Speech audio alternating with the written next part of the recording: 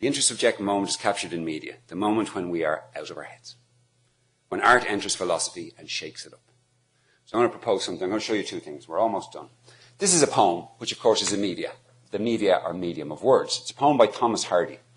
I love it. I think it's great. I also think something extraordinary happens when I read it. And I'm going to propose that you read it now slowly and see if it happens to you.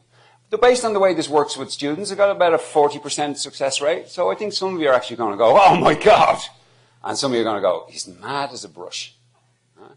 But what the poem describes is two people who are standing over a pond edged by greyish leaves. And it describes the end of a relationship, the breakdown of a relationship.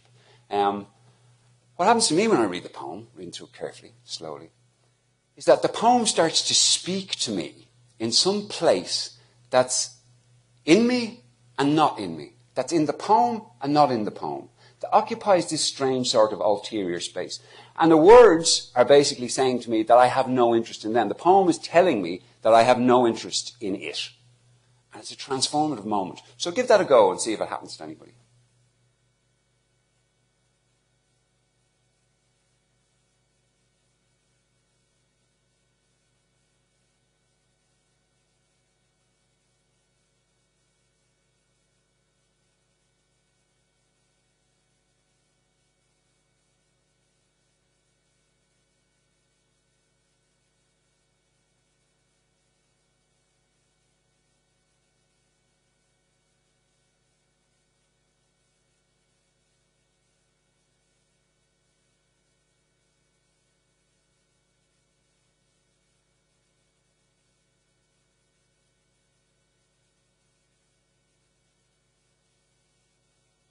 I don't see anyone passing out in paroxysm of pleasure, but maybe it did, maybe it didn't. But when I read it, I get that sense that your eyes on me were as eyes that rove over tedious riddles of years ago. Your eyes on me as a poem.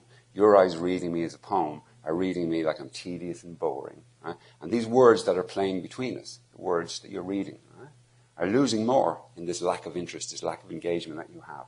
The smile on your mouth is the deadest thing, that way that you're looking at me now as you're talking. It's an extraordinary thing. If it didn't work with that, it might work with this. Remember that in order to see this moment is being channeled through, I think it's 5 different media.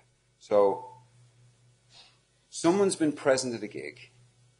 They've used their mobile phone to film the screen at the concert. They've uploaded it onto YouTube. I've downloaded it here and put it on that screen. That's a serious amount of mechanical differentiation, distancing, isn't it? I think it was almost hardly worth watching.